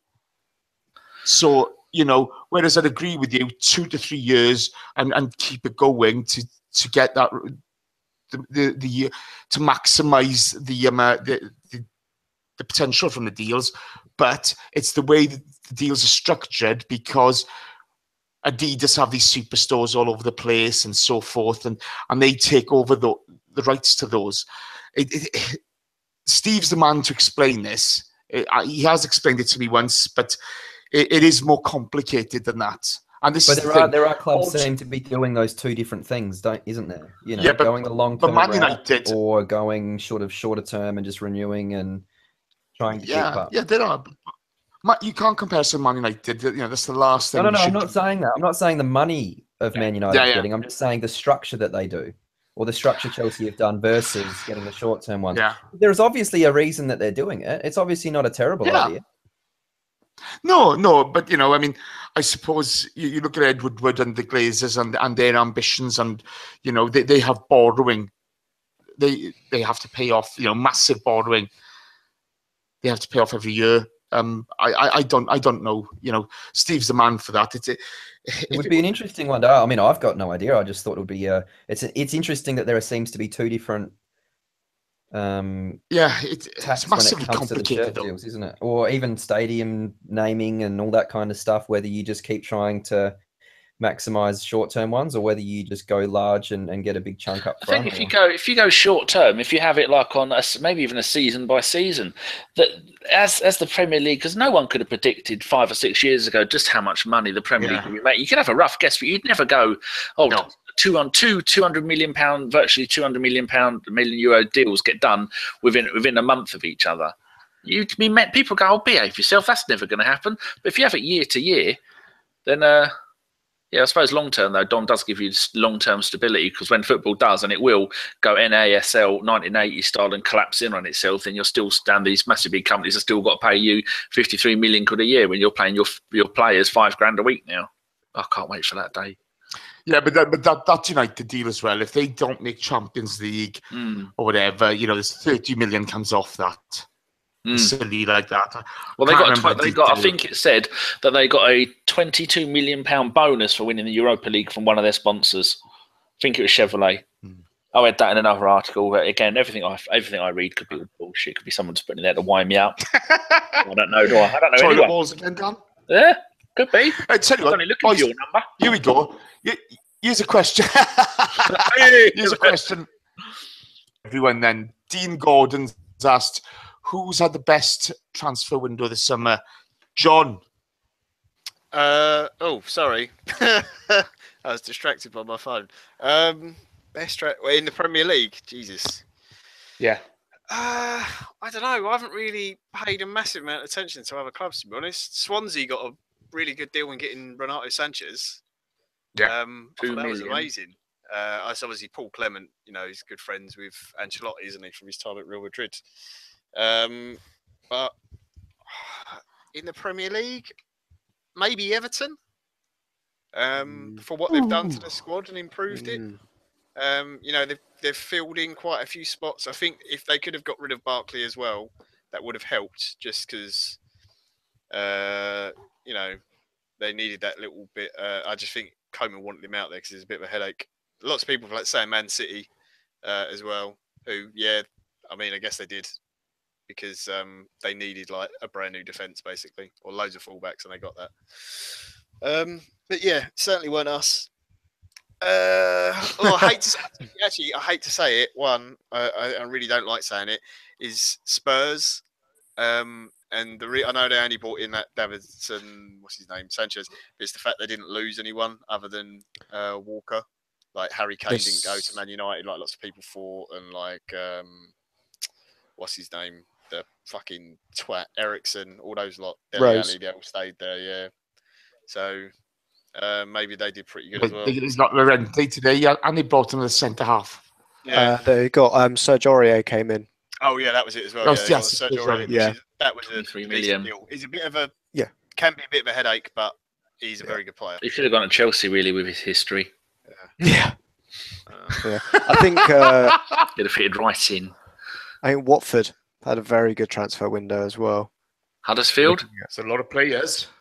Huddersfield got some nice players in. A lot of very hipstery players, but there's some solid ones in there as well. Andre Gray is a good signing for them.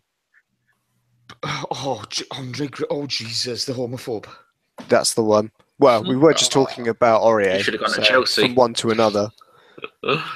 I don't think you can look further than Man City. They got two of the best fullbacks. I mean, Mendy is amazing, and Bernardo Silva's great, and Walker, as much as I hate him, he's a very good fullback. And but the thing they did that was impressive, they managed to get rid of Fernando, and just reading it, and Samir Nasri, and all those other really high earners like Zabaleta, Navas, Willy Caballero, Clichy, Joe Hart. And Sanya's still available. Yeah. Oh, there's a right back for us.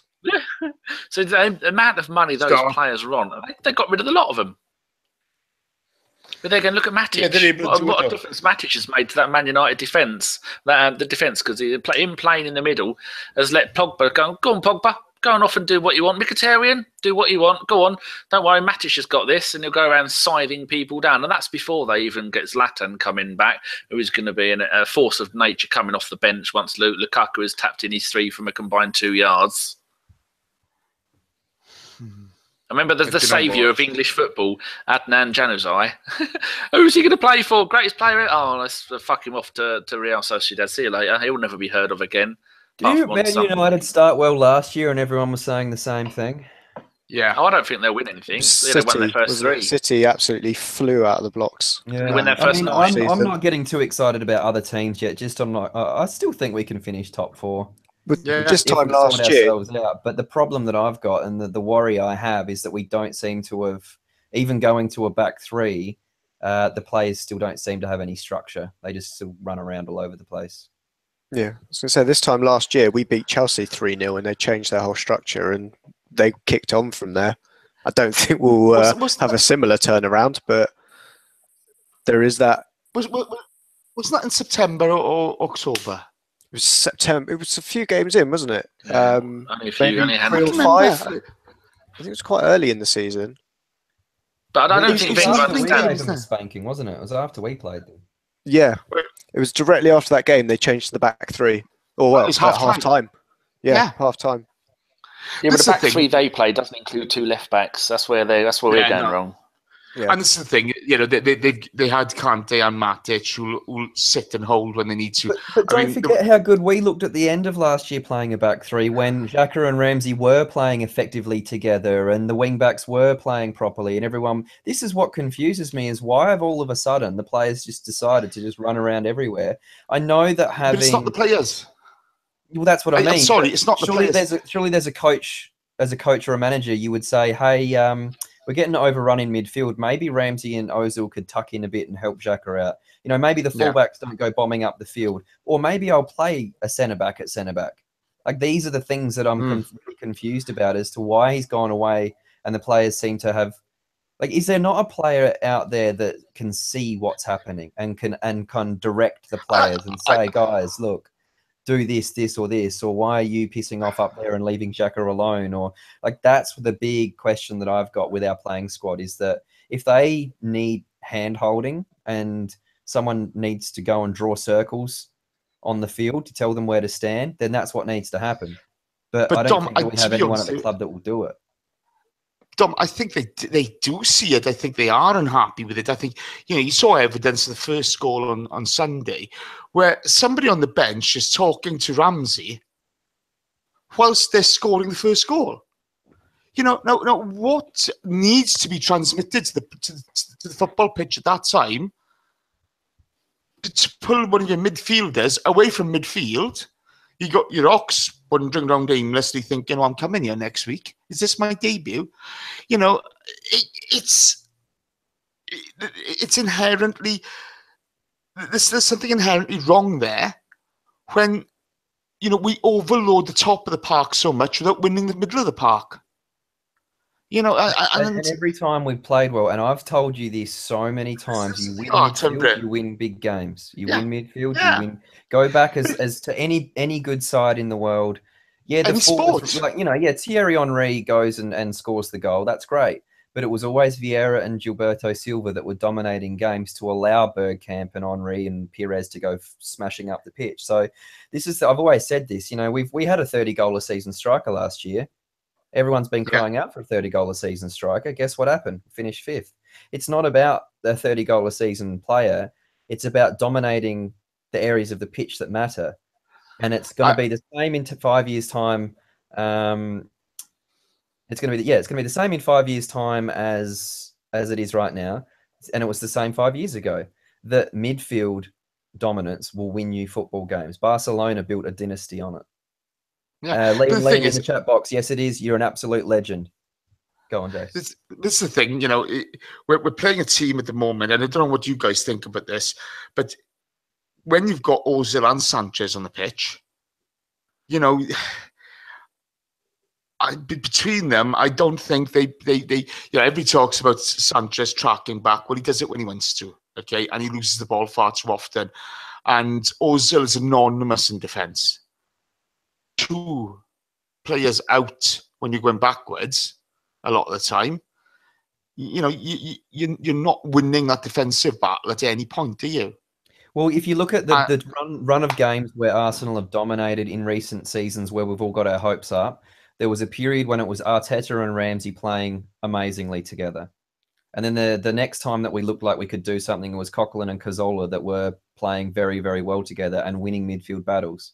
And as soon as that doesn't happen, we're stuffed. If you don't win the midfield battle, you don't win the games. You know, Xhaka and Ramsay played Kante and Matic Fabregas off the park in the FA Cup final last year. We won the game. Yeah, it's all and more to the point, I thought they were making a really good partnership end of last season. They've got to start again now, haven't they? You know, yeah, they've got to start again. That's what confuses me is why have they gone away from what was working? You know, 9 out of 10 games they won at the back end of last season. Basically the same players. But how many of those teams had their flip-flops on and their toes in the sand? I actually think that it wasn't as many as you think, Dan, because there was a lot of relegation battles that we were playing against as well, where teams really were pushing it towards the end of last season, and it was working. But not only that, we just looked solid. We've allowed the most shots on goal other than 2 other teams or something this season. But that's crazy. And the teams that have allowed 60, we've allowed double that. I mean, Petr Cech must just be sitting there thinking he's conceded more goals in his 4 years at Arsenal than his 11 years at Chelsea.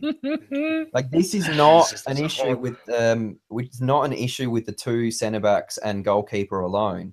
It's the fact that teams are able to walk through the midfield to get shots in these positions over and over again, and that comes down to what John was saying earlier about structure. And there being no system, there being no one knows what to do in transition when we don't have the ball. What do I do? Am I pressing? Am I coming back? Am I sticking tight? Do I go forward?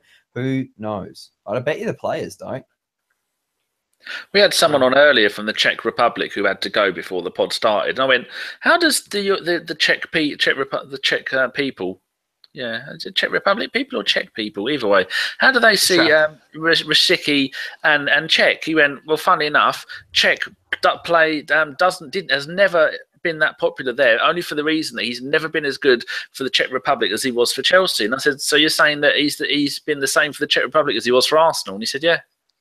He never showed that form for his country, and he said it was weird, but he likes him. He's fantastic. But some people always wonder why he doesn't manage to do it. So it's not just for Arsenal he's no good. So maybe that says a little bit about the organisation of the defence at Chelsea. Well, yeah, you look at Chelsea's record of winning titles. And we've spoken about this before about it's not necessarily a 30-goal a season striker that wins you the league. I mean, it definitely helps. But if you can concede 35 goals or less, chances are you're going to win the league. And Chelsea do it. Chelsea have been that team. Even this couple of seasons where they were dominant and scoring a lot of goals, they weren't conceding much. Even last year, they didn't concede much. But all of our players, all of our defenders are quality defenders, and I'm worried that Bellerin, now he's going to be playing right wing back, is going to be shown up as not being a great defender. Because that's what I mean. I mean, a lot of our players, I think, are really good players. Yeah. And we've seen how well Ramsay plays for Wales. We've seen how well. I mean, here's another example. Bellerin, like you said, how well Bellerin has played before. The centre backs and the defenders. Xhaka as well is a fantastic player. Welbeck turns up for England. Why doesn't Ramsay play the same for Arsenal as he does for England? How do we get the best out of Ramsay? Ramsay. For England? How can we get for Wales? How do we get Ramsay to play for Arsenal the same way as he does for Wales? What do we have to do? You just have to put 2 holders behind him. So he has to play in the Sanchez or Ozil role? No. He doesn't play in that role at all. He plays behind those 2. Yeah, you have Bale further up the top, Vokes at the pinnacle of the attack. Bale's got a free role behind him. Ramsay he's not free really, but he's got a freer role there. Bale, and you've got Ledley and Allen up and down the park all game. So whenever they go forward, what you find is Ledley and Allen are like pistons going up and down that park. So how do we play? Does anybody at Arsenal at the moment play in Ramsay's best position, or do we have to change the formation? It's formation change, isn't it? Formation. We're top heavy in attack. We're constantly top heavy in attack. We are, and this is the thing. You've actually got the players who can do all those roles better than the players I've just mentioned. Apart from Allen, Allen's a really good player, really underrated. But if you put Coughlin next to Xhaka and push Ramsay a bit further up, then you got to get rid of either Sanchez or Ozil. Because I think it's important that we have someone at the club, because we all know that Sanchez is going to be gone in the summer. Probably Ozil, by the looks of it too, is going to be gone. Now, we have to have someone at the club who we're going to have, like, we're going to build the team around. Now, what would be the right formation if we have to build it around Ramsay? We don't build the team around a player. That's of what we've got at the moment. I don't mean get 10 new players. I mean, reshuffle the team to make the best out of our best players, which is what we don't do at the moment. You just need a solid system. Yeah. There's a system that does that. Even Real Madrid and Barcelona don't build their teams around Ronaldo and Messi. They just shine in those teams. But look at Asensio, comes in, takes over the role of Ronaldo. It's not about building. Like, this has come back from when Fabregas took over that team of invincibles, basically, and they built a team around him. And look what happens when a player like that gets injured. You're screwed. You can't build the team around a single player anymore. Those days are completely gone. We need system. We need structure. We need to be able to plug and play. There's no reason. I mean, this has been the issue. If you build the team around Arteta and Ramsay got injured, the whole season goes to shit because one player gets injured. That's terrible management. Josh, what are you going to say?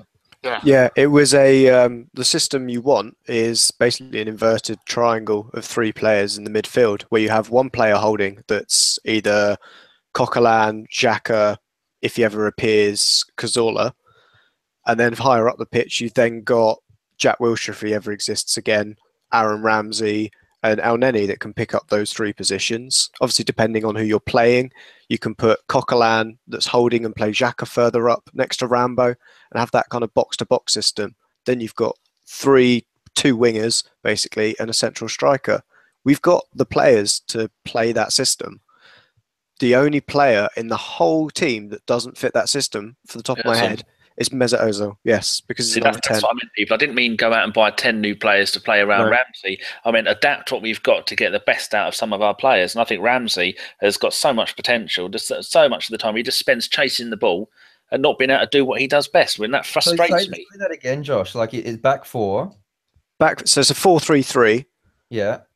But you've got a three in midfield that would be, for instance, we're playing a top side. So you'd go with Coquelin holding and Xhaka and Ramsey next to each other in the box-to-box roles.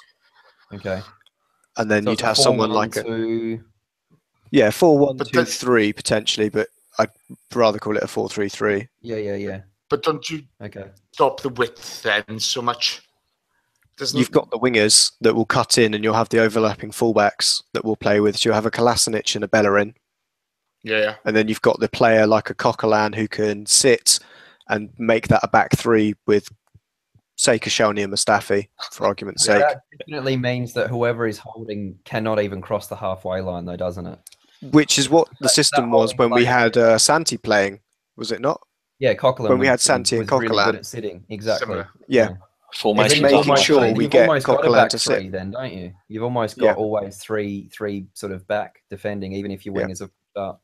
Yeah, see, I'd love to see that. I think that would be a really interesting one.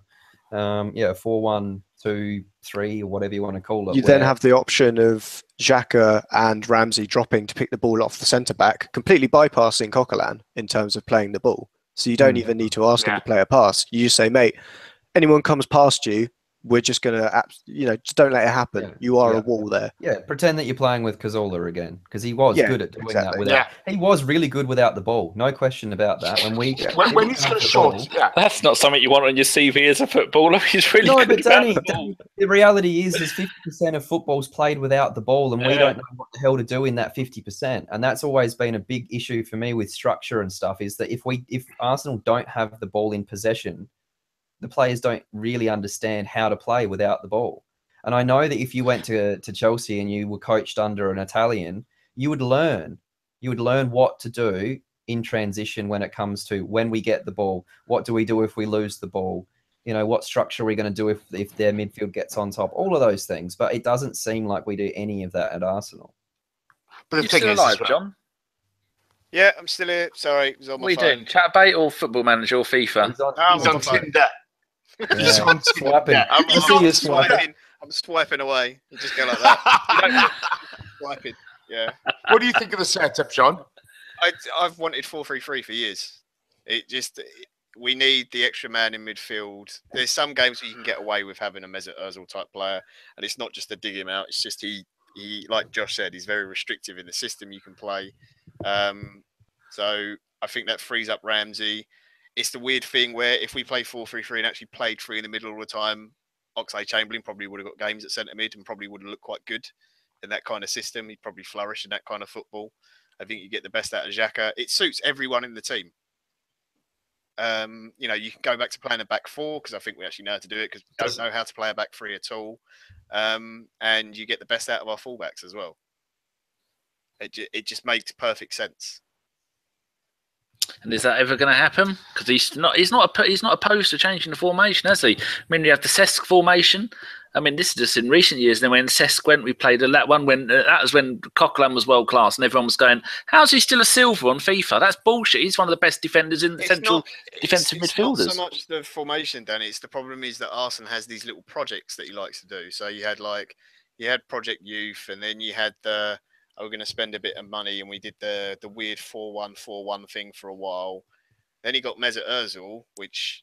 I know some people have said, it was an amazing deal. Well, yeah, it was an amazing deal, but it was just luck that Real Madrid just didn't need him anymore and had to get rid of him to balance the books a bit and to make enough room for new players. So Mesut Ozil comes in the club, so it's Project Mesut. Everyone has to play around him. Now, that's fine if he's a player who is as good on the ball as he is off the ball, but he's not. It's not like Man United signed Paul Pogba. They didn't change their entire system for him. It's a little bit stupid, but they didn't have the personnel to do it. Now they've got Matic, it's slightly different, and they can play to his strengths. So here's one that's interesting, John. Alexis Sanchez, who is just fresh off playing for Chile in the chat box. Welcome, Alexis. Says 4-3-1-2. It suits everyone. It's what Real Madrid play when Ronaldo doesn't play. Discuss. Again, another one. Absolutely fine. You can play. I've never had a problem with playing two up front. Because you can play three proper midfielders there. You can play three centre mid. You can play Mesut Ozil as the creative player, and you have two strikers. That's fine. It's amazing. When you watch Premier League football now, defending is awful. Doesn't matter whether you're the best defensive team in the league. It's pretty bad.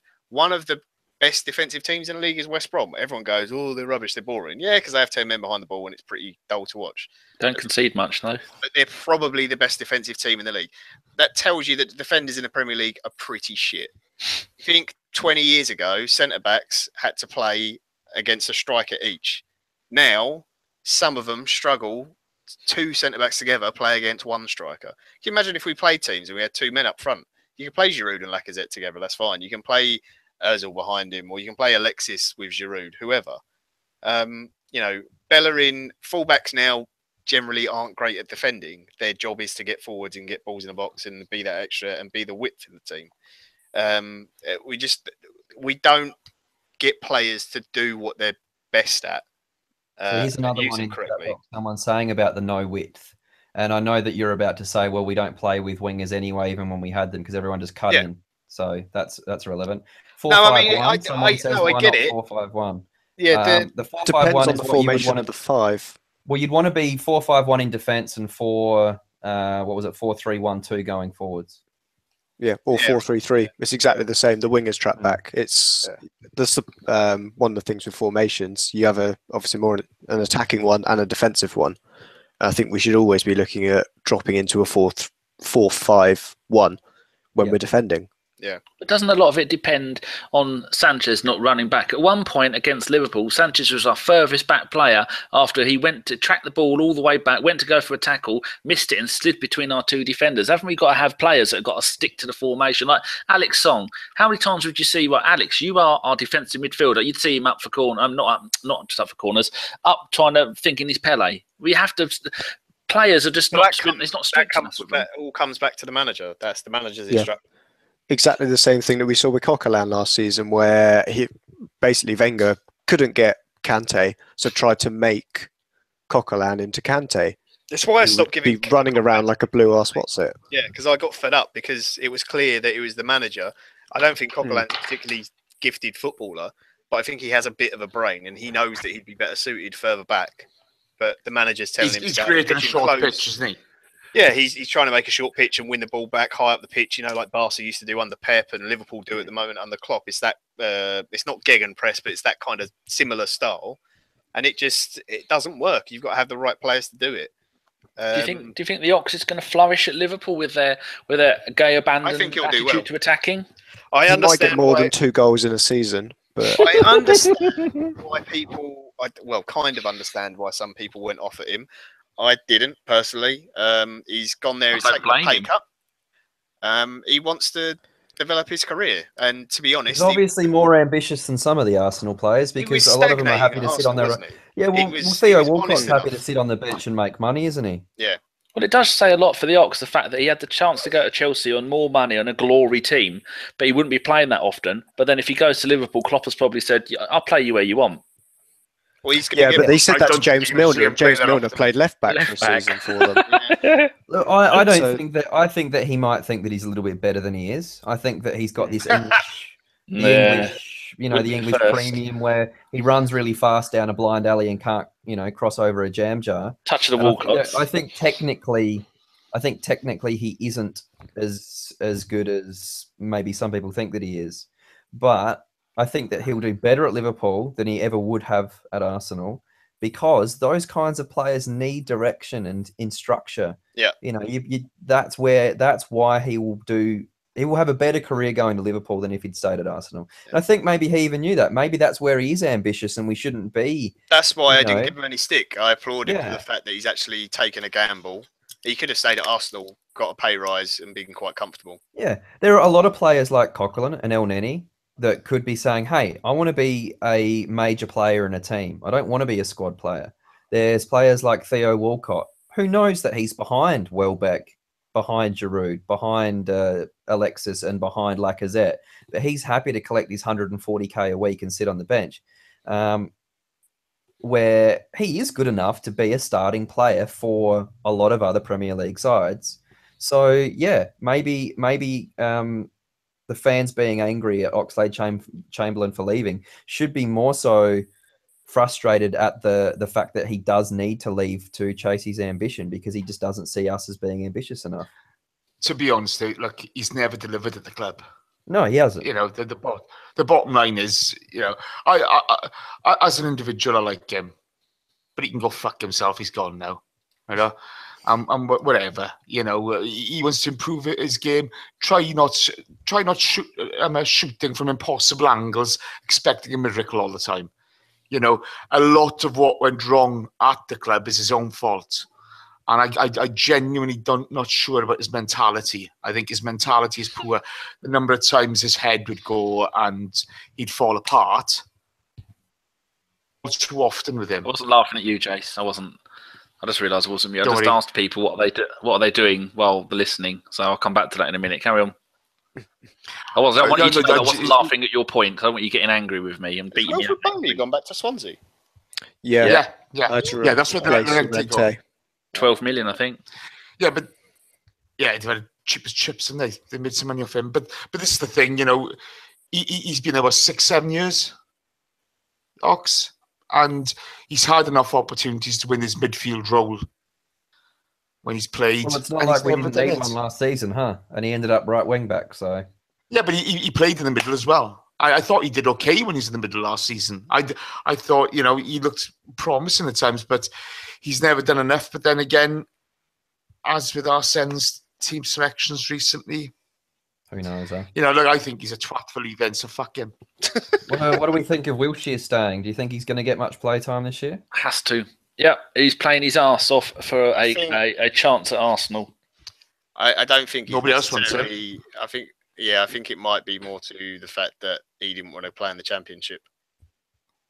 Because nobody's in for him. Well, it was Birmingham. No, apparently there were a couple today with West Ham and a couple of others that were sniffing around. But he did maybe Jack did have the options to go abroad, didn't he? But it's that issue that there's such a reticence of with English players to leave England.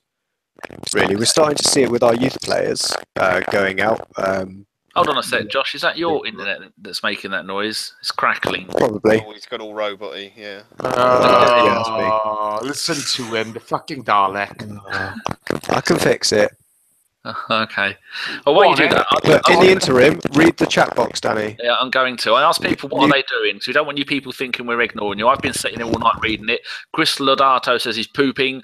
Super Fleas says scratching my balls. Sam Dewhurst says playing Football Manager. My Arsenal team just beat Man United in the Champions League semi-final. I'm trying not to cry. Excellent. Tim Hargreaves, who was on earlier, says, I'm watching the Guardian's deadline vlog, waiting to see if Niasse and Sarko get confirmed for Palace, waiting for rubber stamping, apparently. That's this one. That's that one. No. NN Guna, he was on earlier. Jimmy, he says, playing FIFA. What else? Stefan, talking about Wenger. We've got a question from someone from Guto Lear. Oh, he's made a Guto Lear. Boys, repeat after me. Guto Lear. He's a Welshman. Oh, okay. Do we accept the 60 million for Ozil? Nah, no point. There's no point weakening the side now. But then we're free to play the system that we want. That's better for the team, maybe. I mean, to be fair, we're not going to be for all of Mesut Ozil's inconsistency, he's still created more chances than anyone in the Premier League so far. You know, like... Yeah, but I don't know. He just has. I got to go anyway. So, I don't know. I don't think he's the issue. We could put him out on the wing. Oh, it's even worse now. Yeah, Josh, what have you done? See you later, Jace. Okay, guys. Cheers. Guys. Ta-ra. Josh, you fucking incompetent git. Ginger sort git. your life out. Ginger. That's this. Take care, guys. See you all. Hey, Jace. Try it again, Josh. It's probably a nightmare. No. Yeah. What's doing it? Have you been scratching trying to get out of your cell again? Yeah. No, I saw there was a Tuesday Club episode, so that was it. Oh, you're gonna have to do something about that because we can't have you gargling. Maybe this is the perfect time to end it. Just want to say two other interesting things. Daniel Morley, juicing in Japan, need a detox after waking up to this. Keeping Alexis is far from the answer. And Superflea says, seriously, I'm sitting in the dark with a split screen, watching this with the sound on and Sky Transfer Day with sound off while scratching my balls and eating a pear. I mean, what better way is there to end a podcast than that?